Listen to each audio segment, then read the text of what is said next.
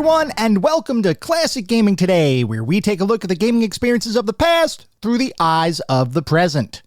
I am your host, Tony, and today we're going to look at Earthbound, a role-playing game developed by Ape Incorporated and HAL Laboratory, and published by Nintendo for the Super Nintendo Entertainment System back in 1994 in Japan, with a North American release following in 1995. We're going to take a look at that title in just a couple minutes, but first, as is usual, just a little bit of housekeeping up front. This is episode number 88. I am excited to be here. I hope all of you are as well. If you'd like to reach out, let me know how I'm doing, provide feedback, comments, suggestions, or just talk about classic games and technology in general. I would love to hear from you, and there are a few ways you can reach out. I have an X account with the handle @ClassicGamingT. I have an email address, which is classicgamingtoday@gmail.com, and we have a Discord server. The link is in the show notes. Discord is the best way to get in touch with me and the rest of the community around this podcast. We have a ton of fun out on Discord. We do weekly gaming challenges. We have great discussions. I highly encourage you all to check it out. I also highly encourage you to check out our Patreon. It's patreon.com/classicgamingtoday. If you want even more Classic Gaming Today goodness, including a bi-weekly Patreon-exclusive podcast expansion pack, patreon.com/classicgamingtoday is where it's at. I'd also like to give a shout out to our Pantheon patrons.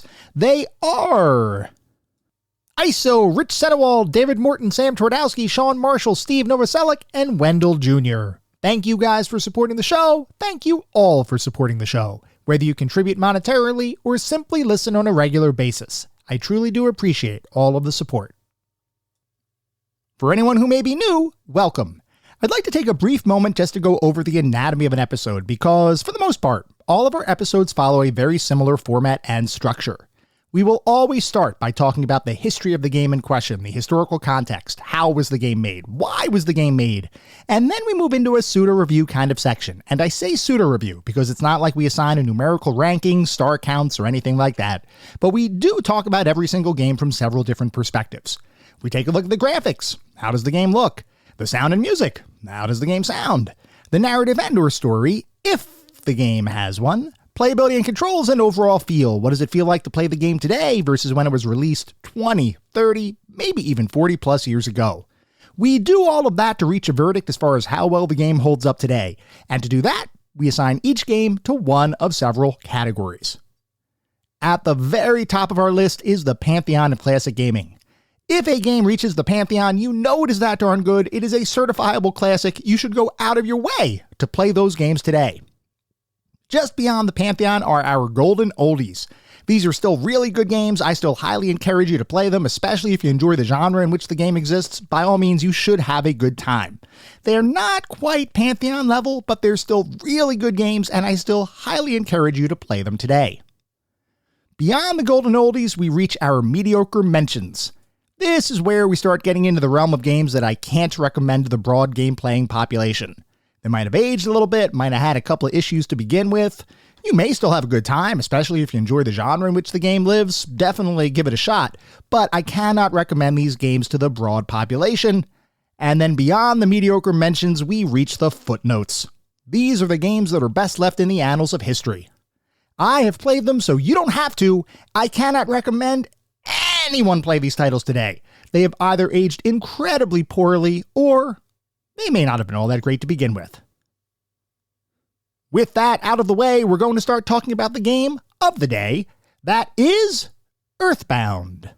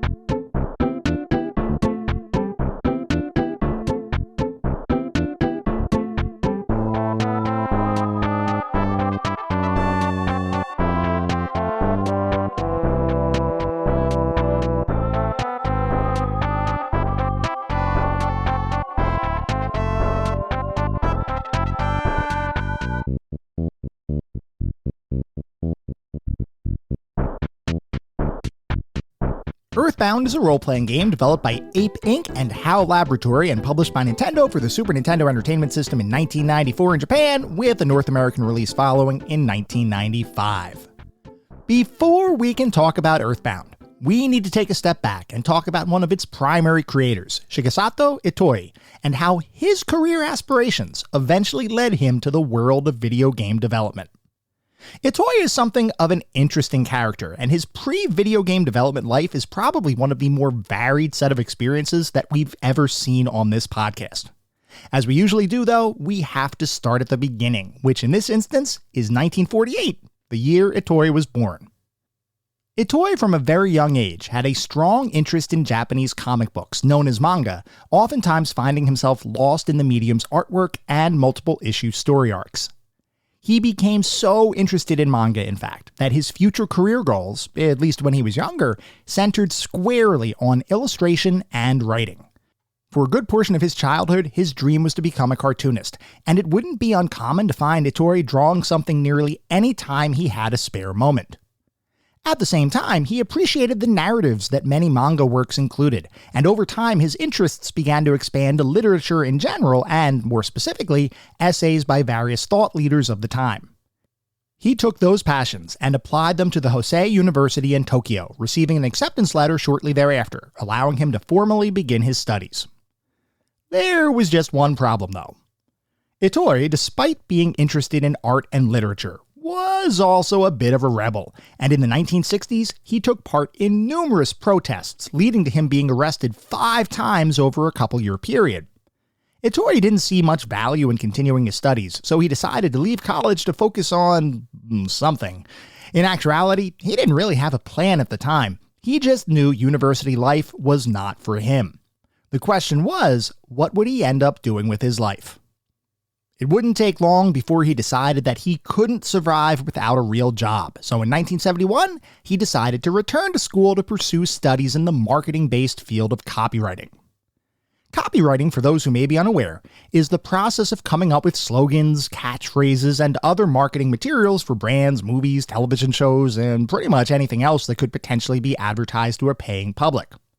Itoi's decision ended up being a fortuitous one, because Japan, as a nation undergoing an economic shift from primarily agriculture and manufacturing to a more information-centric focus, was in desperate need of figuring out how to sell those new services, and copywriters became an in-demand resource across the entire country.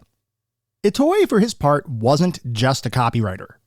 He was a really good copywriter who would come up with innovative and catchy brand slogans and advertising campaigns that took the Japanese market by storm, which ended up earning Itoi a reputation for his work.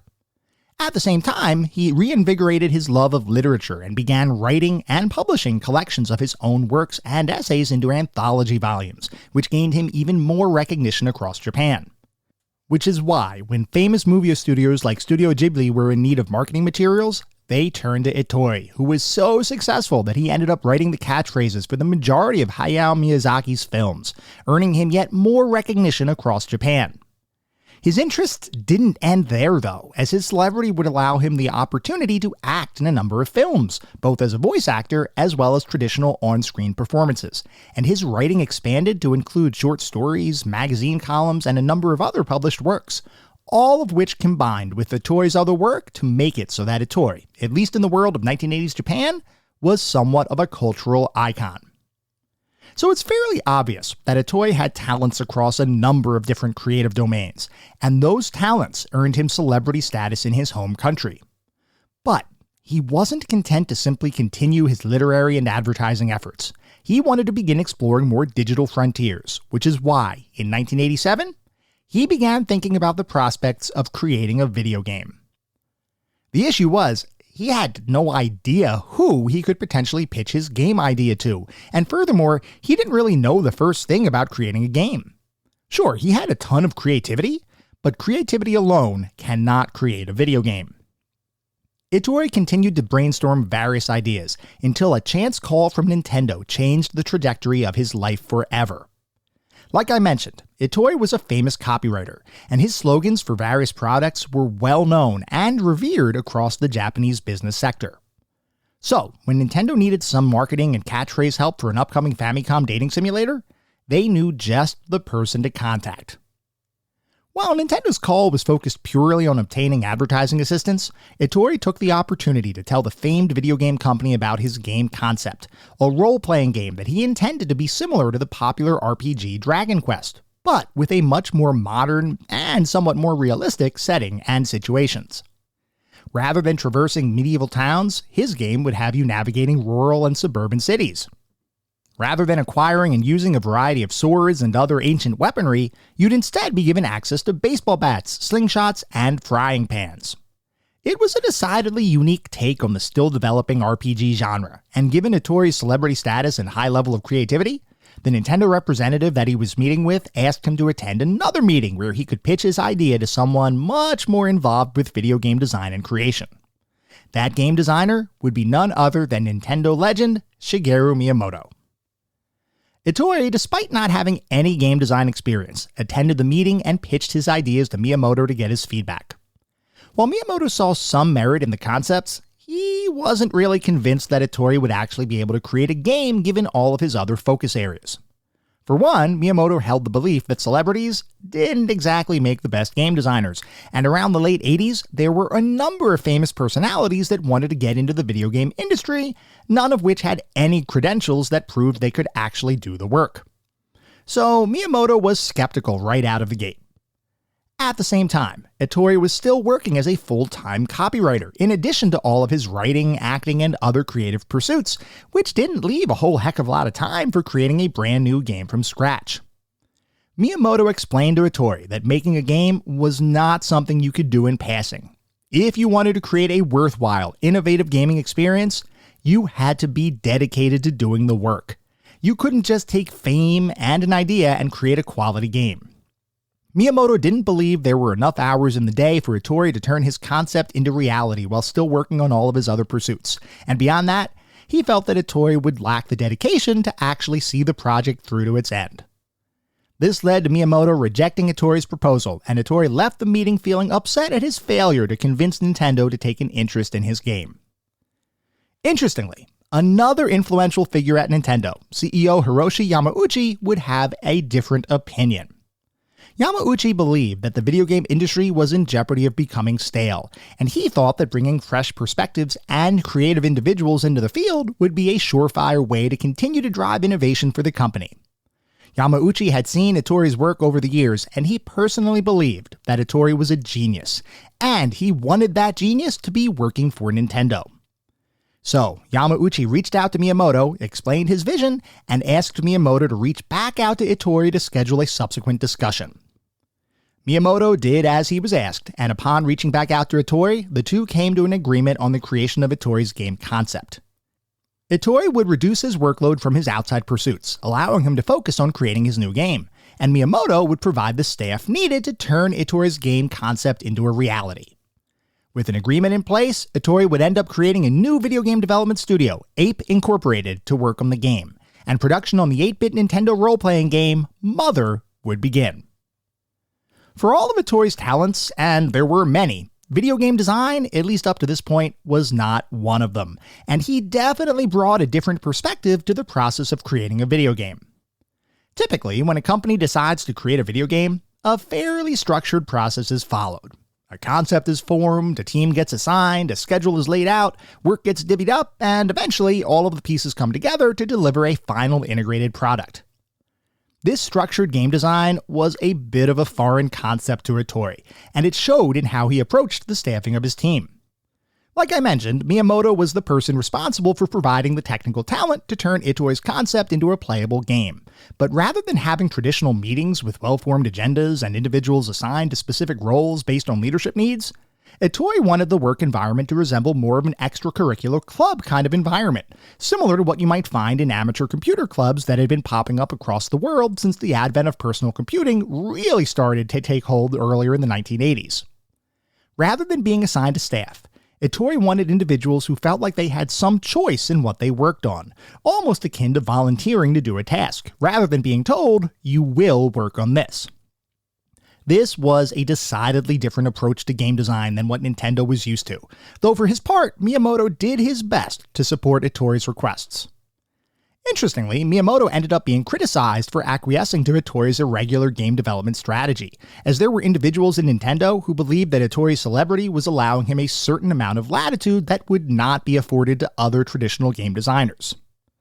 Whether Hattori's fame had anything to do with how Miyamoto treated the situation or not, the fact remains that the creation of Mother was more laid back than many video game development projects of the time, though despite his untraditional approach, by all accounts, Mother's development proceeded without issue.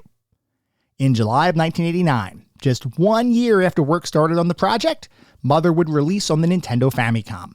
Hattori's game had gone from idea to reality, with just a little bit of help from the most prestigious and popular video game company of the era. Upon its release, Mother would receive strong critical praise from various publications, many of whom praised the game's graphics, music, and gameplay, which, like I mentioned before, utilized many of the same mechanics as the popular Dragon Quest series of games, albeit with a decidedly less serious overall tone, occasionally bordering on parody. Mother would end up selling 400,000 copies shortly after its release, which was good enough to make it the 6th highest-selling game in Japan in 1989, and because of that success, a localization effort was greenlit to bring Mother to North America. As part of that localization effort, numerous aspects of the game would have to be changed, from artwork to text to Japanese cultural references that wouldn't necessarily make sense to foreign players. Even the title of the game, Mother, was considered potentially confusing for a North American release. Instead, Nintendo's localization team would have to come up with a new name that they thought would better resonate with the North American gaming population. That name, as you might have guessed, was Earthbound. With the name decided upon, the localization team worked tirelessly to bring Mother to North American shores, but as they worked, they encountered one major issue. A good portion of the game was designed with overwhelming Japanese references, stylings, and other elements, which made the task of trying to convert the game into a more general, non-Japanese-centric game an incredibly difficult process. In fact, the difficulty that the localization team faced actually ended up changing the way Nintendo would develop future titles. After Mother, the Nintendo development staff would be more cognizant of not embedding so many specific Japanese elements into titles, at least for those games that they were considering for an international release. Regardless, the localization team continued their work until finally, in late 1991, the project would be canceled entirely. It's not entirely clear why that cancellation happened, though I can wager a guess that the overall progress was likely slower than anticipated, and considering Nintendo's 16-bit Super Nintendo Entertainment System console had released a year prior, there were likely some members of leadership that felt the overall effort would likely not be worth the potential gain. Like I said, this is purely conjecture on my part, so if anyone knows for certain, definitely let me know. So, Mother, for the time being, would remain a Japanese-exclusive RPG, and a successful one at that. While the localization effort ended up being cancelled, there was still a strong desire to continue Mother's story, and shortly after its release, Shigesato Itoi would end up beginning work on the game's sequel, Mother 2. Interestingly, Mother 2's development staff would be made up of almost entirely new people, with most of Mother's original team going off to work on other projects. The new team came together quickly, and under Ittori's direction, began working on the title, which would be designed as a direct continuation of Mother's story, while still evolving on the core gameplay that made up the title. Ittori sketched out a rough idea for a story, and one thing became clear very early on. This new game was tackling a dramatically bigger scope than its predecessor. Considering Mother 2 was being designed for the Super Famicom console, the increased scope made perfect sense, as Nintendo's 16-bit hardware was much more powerful than its 8-bit counterpart. Luckily for Itoi, the team that coalesced around the project, while new, were also, generally speaking, younger, which meant that many were unmarried and didn't have any issue working exceptionally long hours to try to make progress on the game. Many members of the development team ended up pulling all-nighters as a routine course of business. They all believed in the title, and they were willing to put in the effort to make Ittori's new story a reality. A ton of effort, however, does not always equate to success, and unfortunately for the team, Mother 2's development was anything but smooth, as the added scope and complexity of Ittori's new design and story was simply too extensive for the team to convert into a playable experience, and despite everyone's focused effort, the game would end up missing a number of internal milestones and deliverable dates. In fact, the development on the title was so beleaguered that Mother 2 was at risk of being canceled multiple times, and leadership at Nintendo was becoming increasingly nervous that the game would never see the light of day. It was quickly becoming obvious that the only way Mother 2's development would get back on track would be to enlist some help, which is what prompted Nintendo to ask Satoru Iwata to join the team.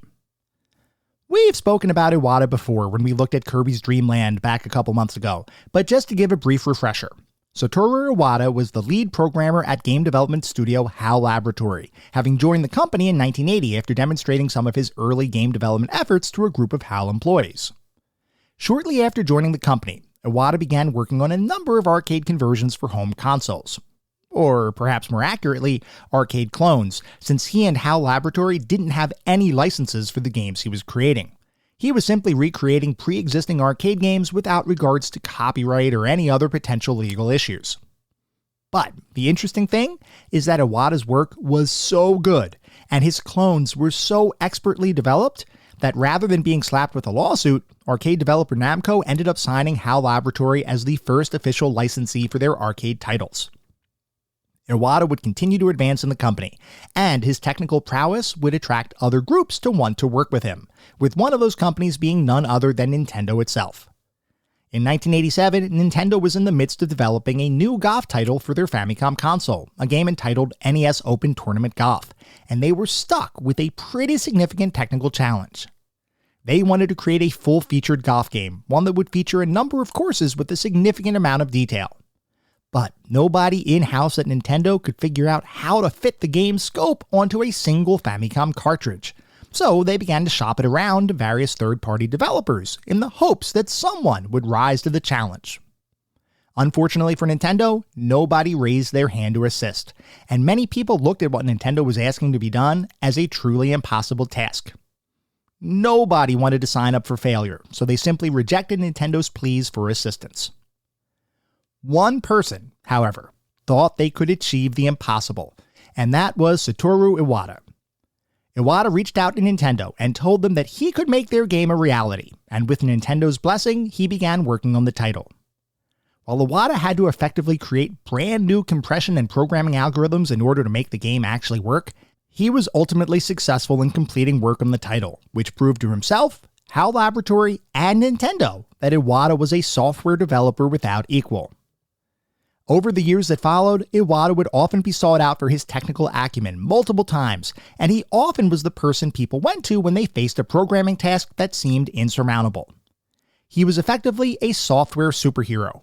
In the world of video game development and software development, Iwata was Superman. Which is to say, when Mother 2 began falling further behind schedule without relief in sight, it was Iwata that Nintendo turned to in order to turn things around. And amazingly, Iwata did just that. According to Hattori, as soon as Iwata joined the team, all of the issues the Mother 2 development staff was facing simply evaporated, as Iwata brought a level of expertise and technical know-how that added stability and resolve to the overall development effort. Iwata, along with other members of the HAL Laboratory team, would end up being tasked with programming the game itself, while the development team at Hattori's Ape Inc. would be responsible for creating the underlying data that the game would use, things like the game's art, text, maps, and overall world and character design. In this way, the two teams divided the work between them, and despite the fact that Ape Inc. had more overall staff on the project, it was HAL Laboratory, under Iwata's leadership, that ended up taking the lead on the development effort, organizing bi-weekly retreats to HAL Laboratory's headquarters in order to collaborate on the creation of the title. With development now progressing, and much more structured, attention shifted to actually creating the content for the game, rather than worrying about whether the game would be cancelled or not. Here, Hattori ended up writing the game's story, and much of the game's text, which he intended to be stylized as quirky and goofy, with an underlying focus on a more conversational tone versus the more serious structure of many popular RPGs of the time. He quickly began to flesh out the game's setting, which would, similar to the original Mother, be set in rural America, and he created a number of characters that would inhabit the game's world, oftentimes taking inspiration from either people he had met throughout his life or from movies and other media that he had previously watched. Turning Hattori's story into a game involved the work of various programmers, artists, and musicians, each of whom had different challenges that needed to be tackled. From a programming perspective, there were a couple of key features that proved to be difficult to implement, one of which was how to create the bicycle as a usable item in the game. We'll talk more about this when we begin discussing the game itself in greater detail, but just for context, one of the methods of travel you can use in the game is a bicycle, which allows you to ride through areas quicker than walking. And considering the majority of your time in the game is spent walking rather than fast traveling, the bicycle can become a much used item to get where you need to go fast. When the programming team initially began creating the bicycle's controls, they hit a major issue. It was incredibly difficult to control, and as a result, the control mechanics for the bike went through numerous iterations before finally settling on what we find in the final game. While Iwata was instrumental in getting the final version of the bike just right, he praised the toy's development team at Ape Inc., saying that that team was incredibly willing to work as hard as needed to tackle challenges like this. Another interesting mechanic that took some time to implement is the game's in-game delivery service, which is something that not many games have, so probably a good idea to explain. While you play the game, you can, at certain points, use telephones to place an order for a pizza, or occasionally request other services, with a delivery person appearing at your location a few minutes after you call. So far, pretty straightforward. The issue was how to make it so that the delivery service could actually find you in a given location, meaning how to program the delivery person to navigate the environment, terrain, and various obstacles effectively. We haven't talked a ton about pathfinding in games before, but effectively, pathfinding is the mechanic that allows non-player characters to navigate an environment. Oftentimes, when games are created, designers will take a given scene and paint, so to speak, certain areas of the scene as walkable, and certain areas of the scene as off-limits. As an example, in two-dimensional point-and-click adventure games, the floor of a given room would be designated as a walkable area, while the walls and other in-game objects would be designated as non-walkable. Otherwise, your character and computer characters could literally walk up the walls. Making these navigable sections look visually correct is the job of artists to ensure the appropriate perspective is maintained while characters navigate an environment. Making computer-controlled characters not break those rules and figure out how to move around objects is the job of the game's programmers. And here, the complexity of the environments, coupled with the angled three-dimensional perspective of the graphics, made programming those pathfinding routines difficult. So, the programmers did the next best thing. They programmed the delivery service to, generally speaking, navigate around terrain effectively. But if an object, like say a car or a pencil statue, was in their way, they would simply walk through it like a ghost.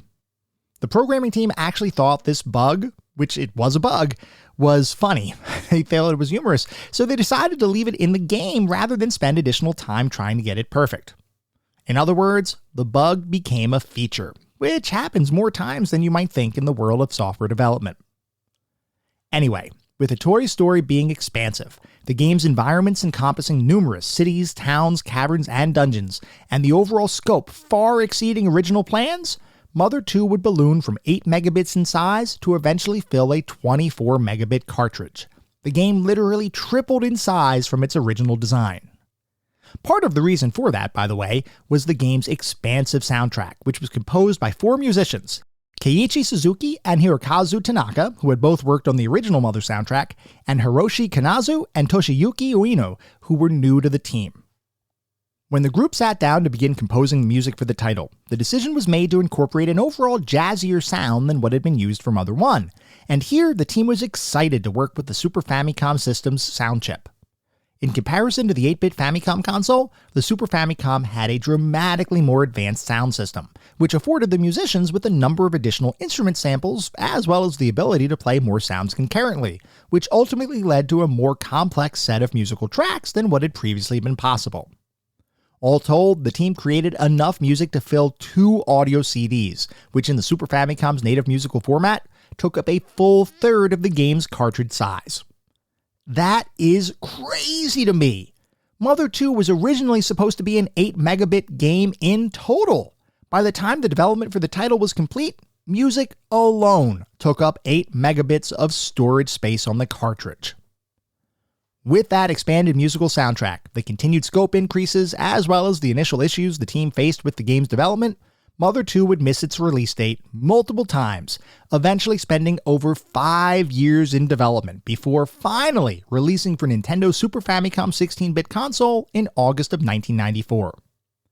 Upon its release, Mother 2 would receive critical praise across numerous Japanese video game publications, and players flocked to the title, eventually buying over 500,000 copies of the game, good enough to enter the top 10 best-selling games of the year list in Japan. Even Shigeru Miyamoto, the famed Nintendo game designer, thought Mother 2 was great, and urban legend says that Mother 2 was the only RPG that Miyamoto ever played through to completion. With that strong critical, player, and commercial response, it's not surprising that Mother 2 would be slated for localization and release in North America following its Japan release. Localizing the game, though, would not be a fully straightforward experience. We have talked about localization before, where a team of individuals go through a game and make that game's content meaningful and recognizable to the intended target audience. Oftentimes, that means updating cultural references that wouldn't make sense outside of a game's immediate geographic release area, which can involve changing text and phrases to make more sense for other geographic regions. And yes, with Mother 2, you would certainly have those kinds of situations. The interesting thing with Mother 2, though, is that localizing the game wasn't just a matter of changing Japanese references to American references, because Mother 2's setting was already focused on American towns and cities. The thing is, those American towns and cities, as well as cultural references, were created from a Japanese-centric viewpoint. Meaning, the America in Mother 2 was based on common Japanese assumptions about America, which in some cases were likely accurate, but in other cases, simply were not. To illustrate the kind of disparity that can arise from assumptions versus reality, let's take a look at a hypothetical example. Let's say I was designing a game in Australia.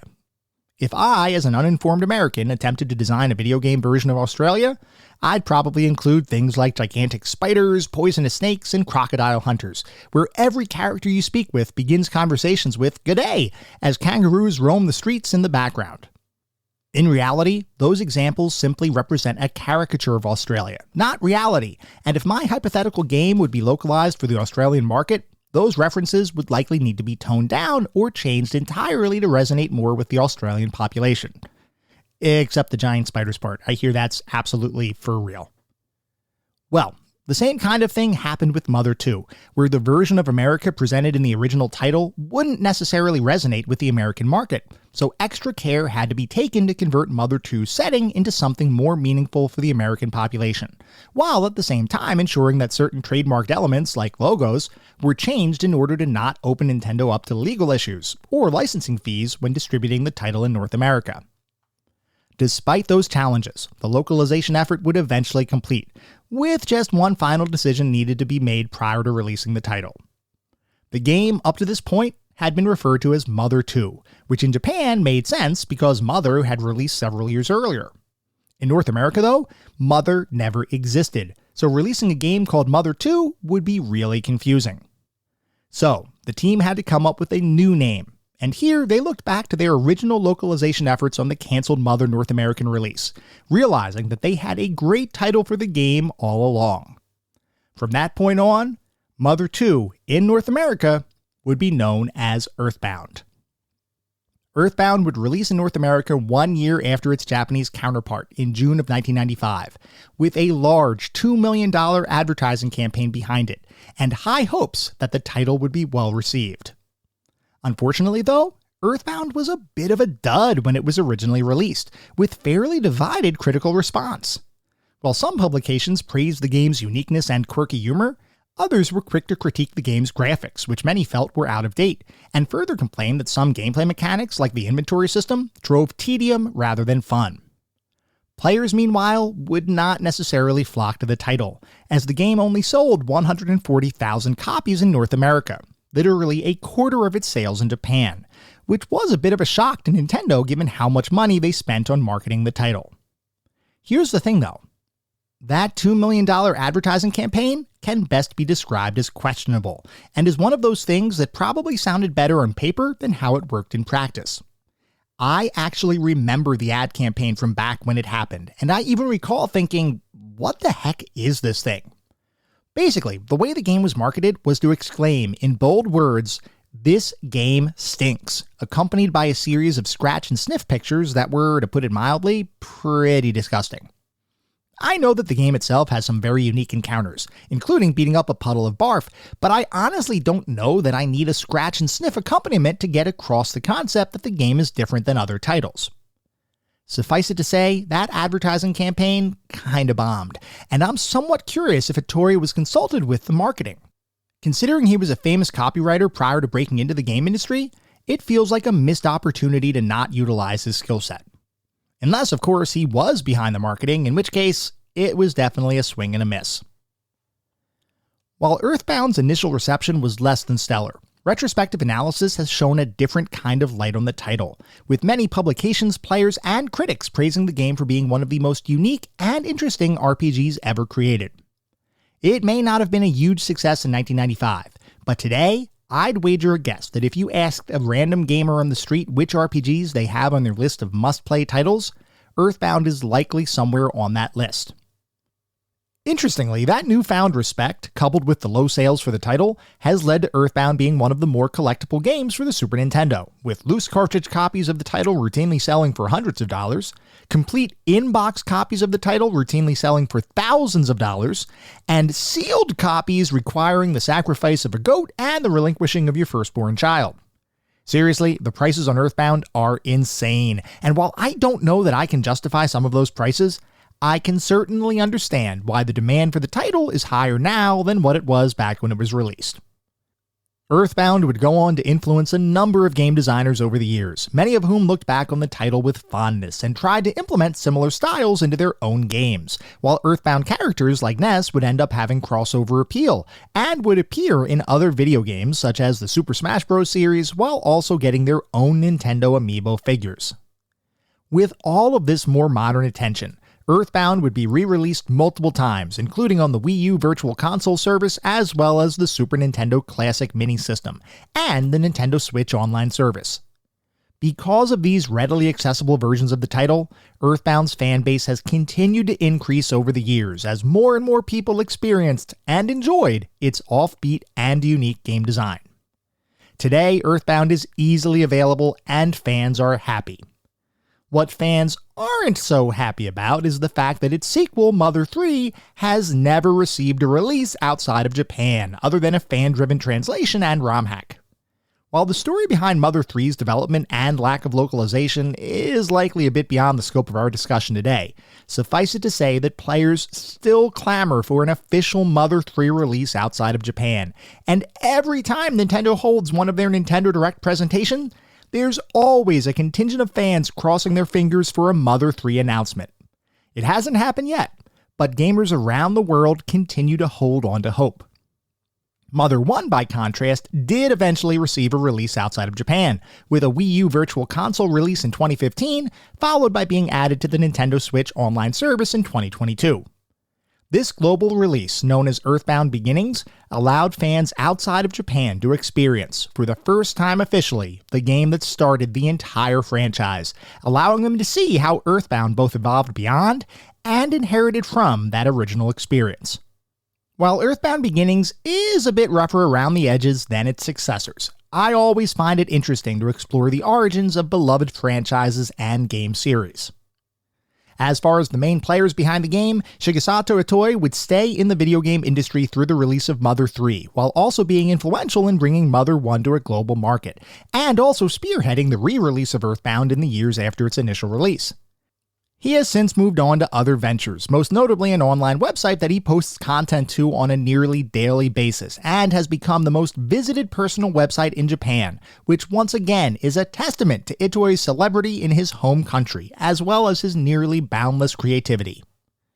Satoru Iwata, beyond saving Earthbound from cancellation, would go on to have a long and illustrious career at Nintendo, eventually becoming the company's CEO while overseeing a period of staggering growth and innovation that effectively made the Nintendo of today the company we all know.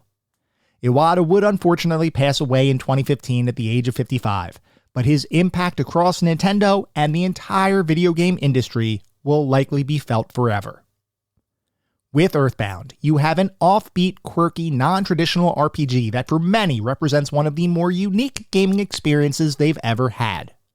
While not a runaway success at the time of its release, the years have been kind to Earthbound, and today it is widely heralded as one of the better RPGs ever made, something that you must experience at some point during your gaming career. While we'll talk about my personal opinions on the title in just a couple minutes, the fact is that Earthbound undoubtedly deserves your attention, and is certainly one of those titles that deserves to be remembered for countless years to come.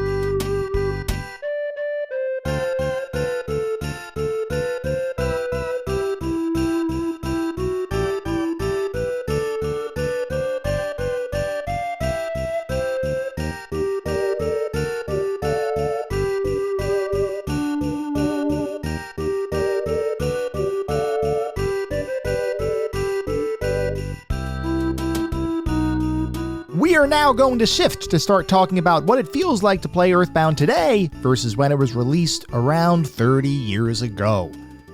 Earthbound is, at its core, a traditional Japanese-styled role-playing game, meaning you have a party of characters that all come together to complete a singular quest, along with a number of adventures along the way, all in pursuit of a main goal. Throughout your playthrough, you'll find new equipment and weapons, a plethora of items to use that might help you or hinder your enemies, and explore a ton of different environments, locales, and towns, each of which are inhabited by a unique collection of individuals and personalities. You'll gain experience and level up, earn money to purchase upgrades, and learn a number of spells across a variety of different schools of what would traditionally be called magic. Hearing that description, you might say to yourself, okay, Earthbound, standard JRPG, got it. The thing is though, Earthbound is anything but a standard traditional JRPG, and it is this uniqueness that makes Earthbound something truly special. For one, and this is something that pervades the entire experience, Earthbound is not a traditional travel all around the world and defeat mega monsters kind of experience. Sure, you will fight a variety of boss-like creatures, and the ending fight does have world-ending ramifications if you fail, but the way Earthbound is structured is a decidedly more personal affair. Earthbound is set in a fictionalized version of rural America, and as you play the game, you'll travel to several different towns, cities, and locations. The difference between Earthbound and most JRPGs is that these various locations are all, for the most part, interconnected, and to get from one to the other, most often you'll simply need to walk or bicycle your way around. You do occasionally get access to other modes of transportation, like buses, flying contraptions, and boats, but those are all simple mechanisms of moving from point A to point B.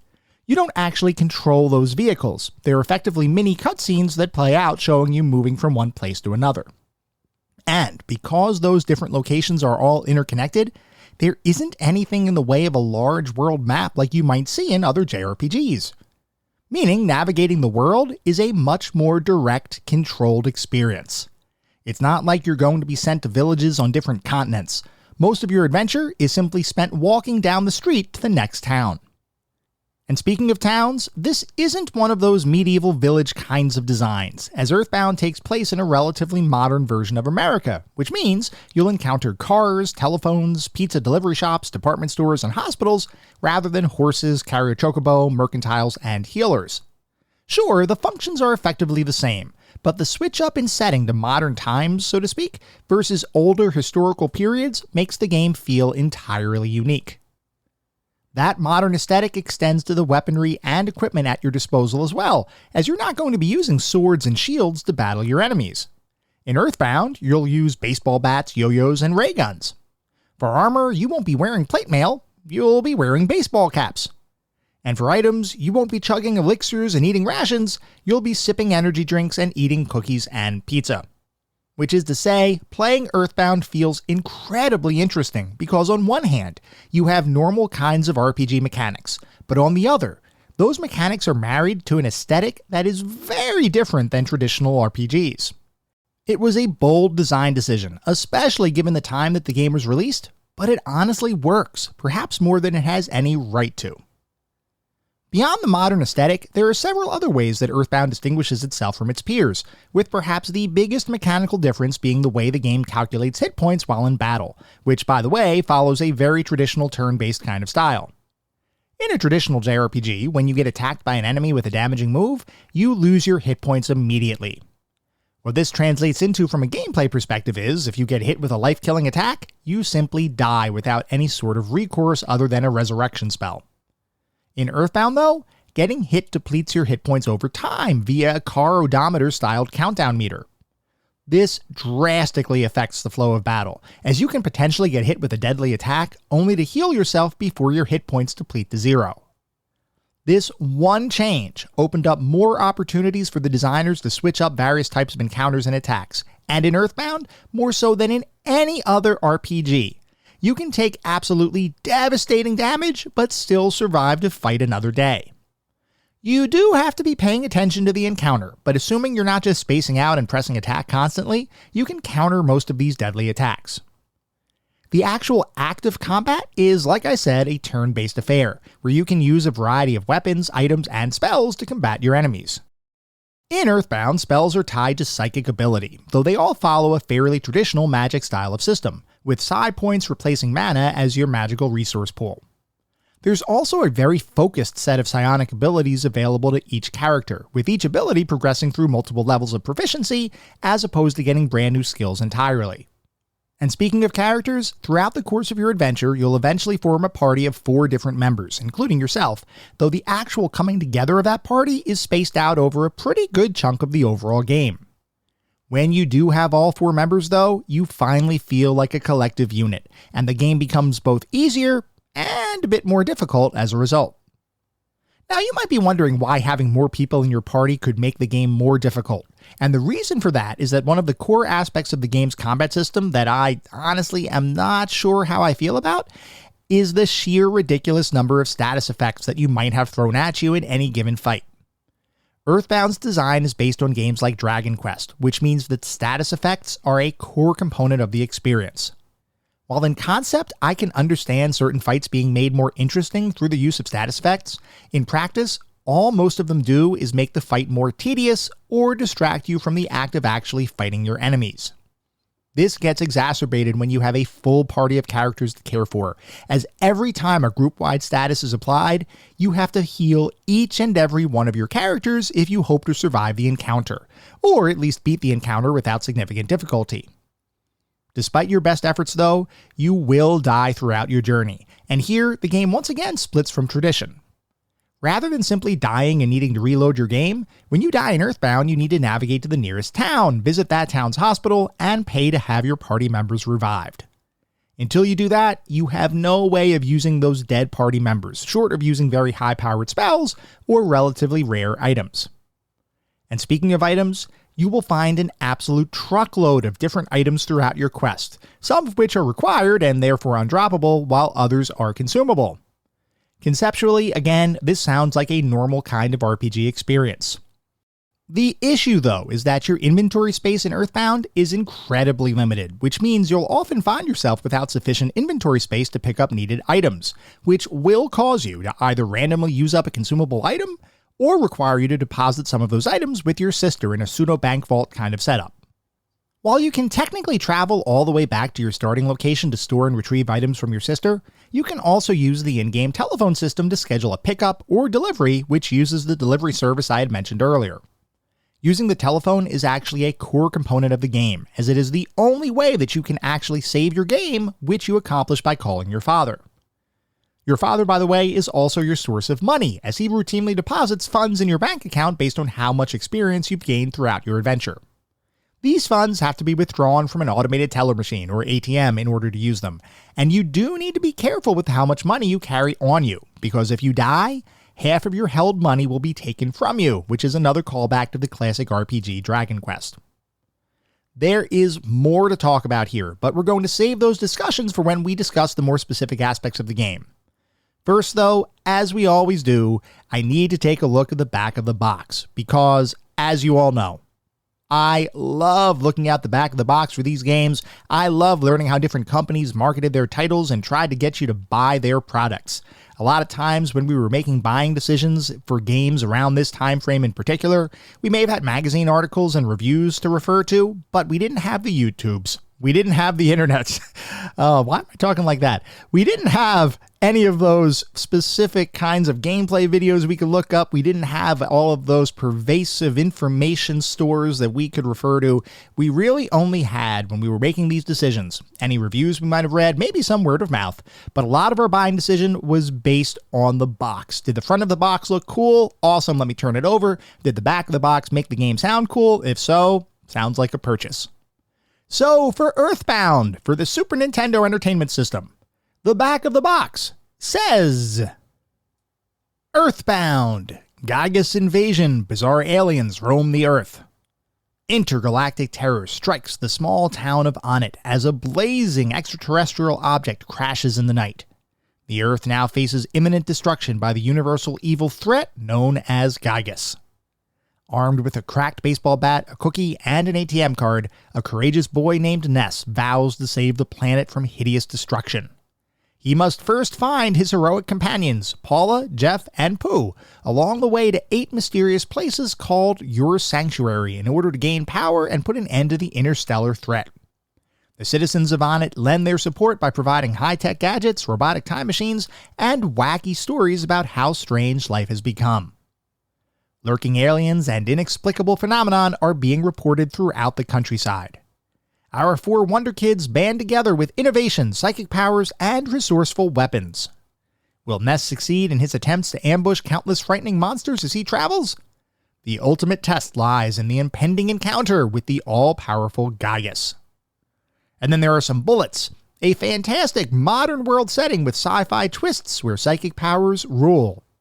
Battle hundreds of off-the-wall monsters, roaming dinosaurs, and alien enemies. Journey to exotic locations like Stonehenge, Deep Darkness, and Saturn Valley. Battery-backed memory saves the extraordinary progress of our young heroes. Find your friends along the way. They are vital to the survival of the universe. An incredible 128-page Earthbound Player's Guide provides exclusive tips and important alien secrets. But it doesn't explain the wacky jokes. And then there are some screenshots on the back of the box as well, and I've got to say, this box is absolutely awesome. The reason for the awesomeness, by the way, is not necessarily the screenshots or the text or anything like that, but because, unlike pretty much every Super Nintendo game out there other than Earthbound, this came in a super oversized box, along with, like the box says, a strategy guide. Now, I'm going to say something, and don't get upset with me. I never owned Earthbound back when I was young. Earthbound was one of those titles that I would rent frequently from Blockbuster Video and other video game stores. I played it a ton when I was younger. I never beat it when I was younger. I didn't beat it until I played through it for this episode. But I did play a ton of Earthbound. I never owned the game. And that is one of my biggest regrets. Not just because singular boxes, not even the game, just boxes alone sell for over $1,000 today, which, holy cow, but because the box itself is so unique.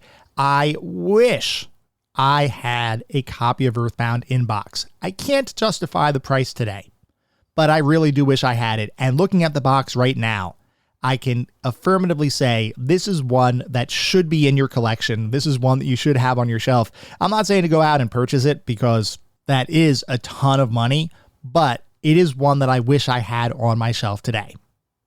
We're going to start talking about the more specific aspects of the game now, and we're going to start by talking about the graphics. Earthbound's graphics are less detailed and more stylized than what you might see in many of the epic RPGs that released in the early to mid-90s, like various Final Fantasy entries and Chrono Trigger. Rather than going for a detailed pixel art kind of style, Earthbound focuses on more primary colors and perhaps even childlike artistic designs. As I was playing the game, it often felt like it used an evolved NES color palette as opposed to a full-scale 16 bits of graphical goodness, and if I'm guessing, this can probably be attributed to one of two reasons.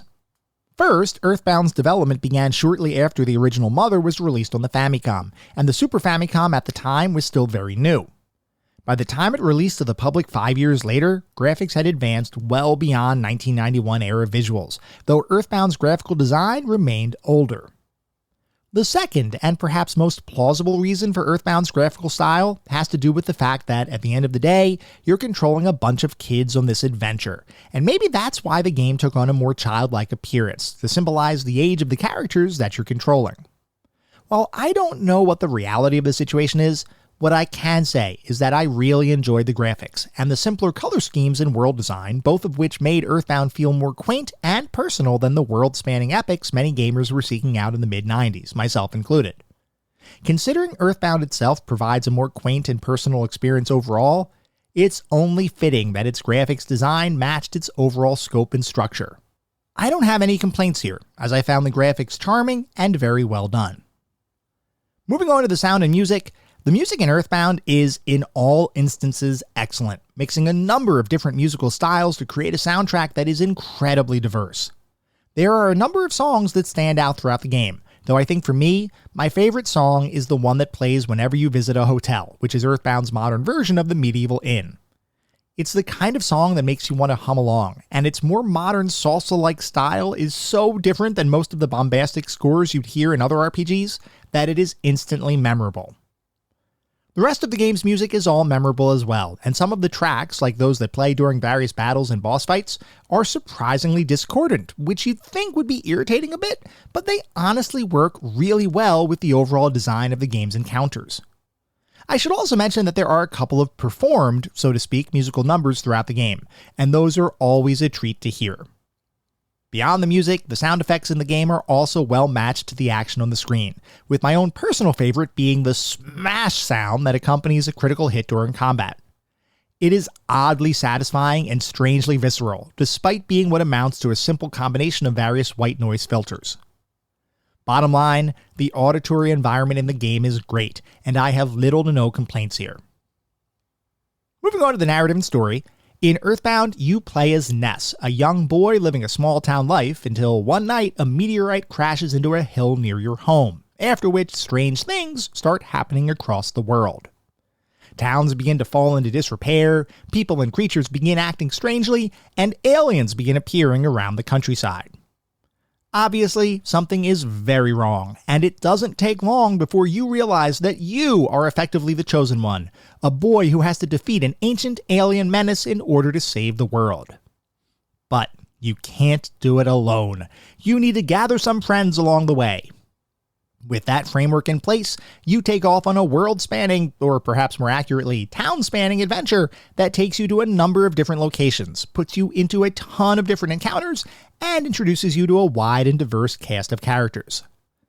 It's up to you and your newfound friends to find the 8 sources of power hidden throughout the world.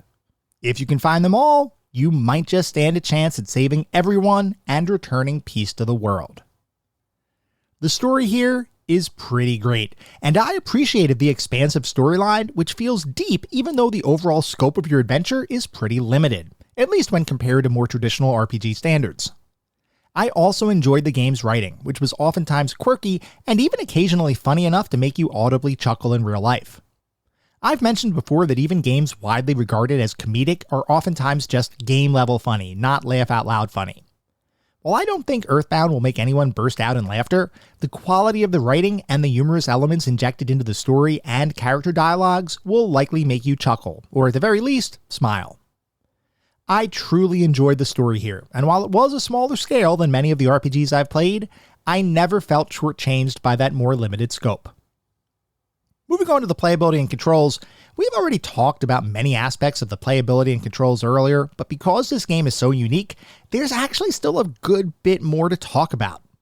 Something I didn't mention earlier, but that I found very useful in reducing the tedium that sometimes accompanies backtracking in RPGs, is the fact that once you reach a certain level of power, enemies will actively try to avoid you rather than random combat encounters popping up that you can defeat in a single swing. Even if you do end up fighting one of those weaker enemies, the game will usually simply defeat the enemy outright without requiring you to do anything else, a clear demonstration of your power in comparison to your enemies. And speaking of enemies, in a design decision that would be fairly unique for the time, you actually see every enemy you'll encounter in the game, meaning the enemies are simply moving about the world, visible for you to either engage, avoid, or ignore.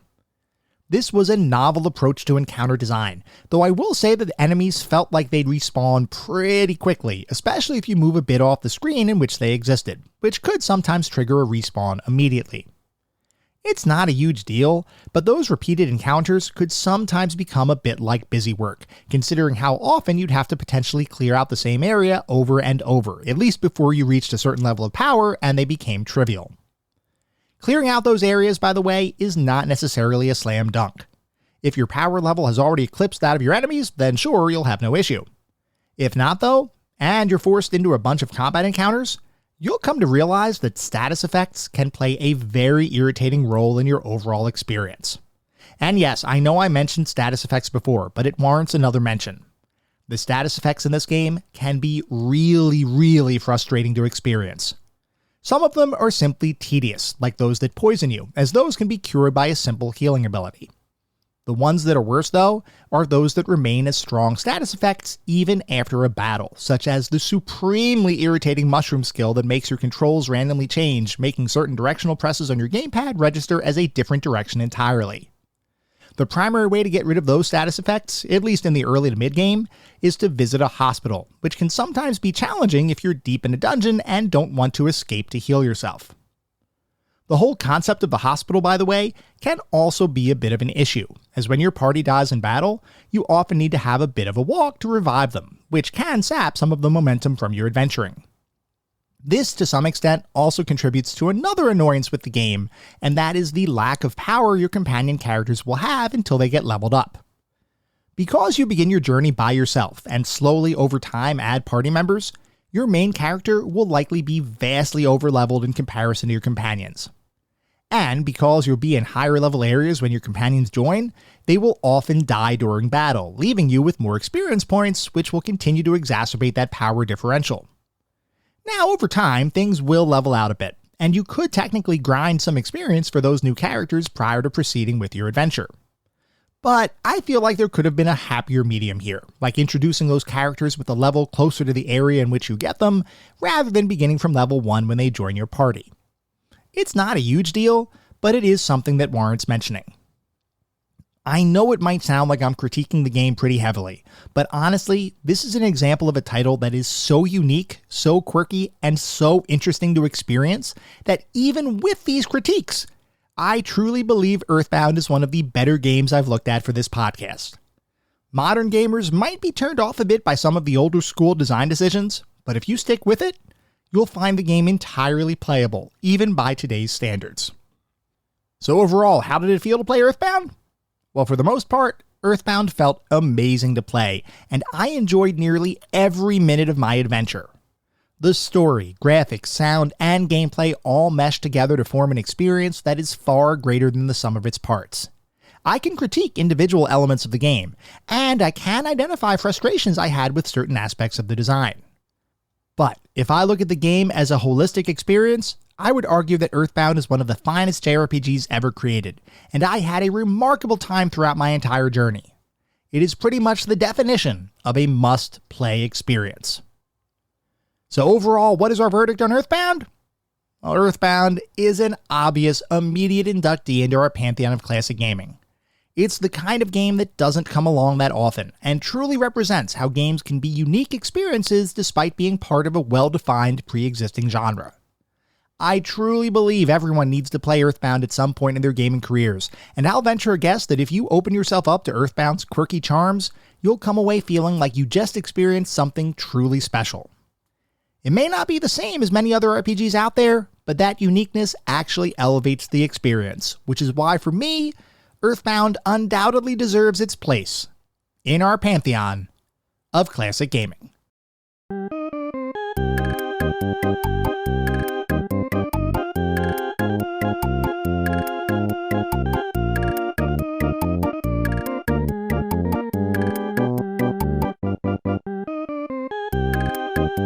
That was our episode on Earthbound. I hope you all enjoyed listening to it as much as I enjoyed creating it. If you'd like to reach out, let me know how I'm doing, provide feedback, comments, suggestions, or just talk about classic games and technology in general, I would love to hear from you, and there are a few ways you can reach out. I have an X account with the handle @ClassicGamingT. I have an email address, which is classicgamingtoday@gmail.com, and we have a Discord server. The link is in the show notes. Discord is the best way to get in touch with me and the rest of the community around this podcast. We have a ton of fun out on Discord. I highly encourage you all to check it out. I also highly encourage you to check out our Patreon. It is patreon.com/ClassicGamingToday. If you want even more Classic Gaming Today goodness, including a Patreon exclusive bi-weekly podcast expansion pack, patreon.com/ClassicGamingToday is where it's at. Before we sign off for the week, I do want to mention that our next episode is going to be focused on the NES title, A Boy and His Blob. So feel free to write in if you have any particularly fond or not so fond memories of that experience. I'd also like to remind everybody that episode 90 is going to be our Sounds of the Classics listener grab bag episode, at least volume 1 of that type of episode. So if you have any titles, any songs that you want included, and you have some thoughts around why we should include those songs, definitely send them to me via whatever mechanism, really, that you want. Email and Discord is probably the best, but also out on X. Feel free to reach out however you want. I am there, and I will make sure your content gets included in the show.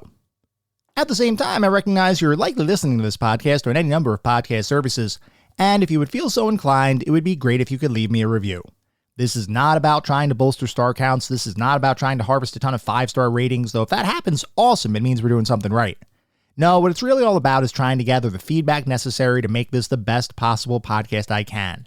The only way to do that is to get feedback from all of you, the listener community, to make sure that I am hitting the mark and delivering the content you want to listen to. We get new listeners every single day, which is simply amazing. I want to continue to grow our community and continue to make this the best possible podcast I can. We'll be back in around a week with our next episode focused on A Boy and His Blob.